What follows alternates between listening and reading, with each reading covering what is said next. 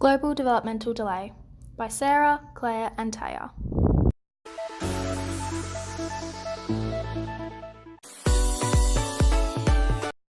Meet Aidan. He has been diagnosed with global developmental delay. So, what is global developmental delay? As described by the Cerebral Palsy Alliance, global developmental delay, or GDD, is a diagnosis given to children under the age of 5 when they show significant statistical delays in 2 or more of the developmental domains, which has continued for more than 6 months. The Department of Education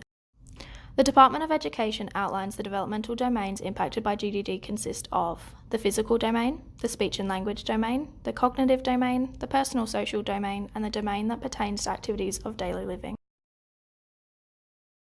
Here's a statistic for you. A study by Horridge in 2010 identified that 1 to 3% of children under the age of 5 will be diagnosed with global developmental delay. Now, what are the general characteristics of global developmental delay? Due to the nature of GDD, the normal characteristics range dramatically and are dependent on the age of the child and the developmental domains that are being impacted on. But within each domain, a number of key characteristics can be identified to act as indicators for if a child may have GDD.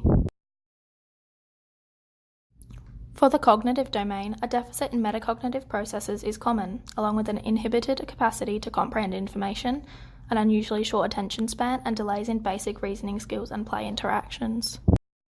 For the physical domain, significant difficulties with large muscle movements or gross motor skills, including crawling, walking, running, sitting, and standing, along with significant difficulties with small muscle movements or fine motor skills, including grasping, pinching, and holding, are key points to be noticed. But it can also include stiff or limp body movement and posture, using one side of the body more than the other, having poor muscle tone and an inability to coordinate and balance. For the speech and language domain, a lack of expressive and/or receptive language and vocabulary are key signs, but it can also include issues with lack of gesture and body language, inappropriate volume when speaking, inability to follow instructions, and being unresponsive to their name. For the personal social domain, key characteristics often include difficulties in communicating with others, a struggle to communicate emotions and needs, a lack of understanding of social rules and expectations, and can also extend to them not seeking love and approval from caregivers and parents.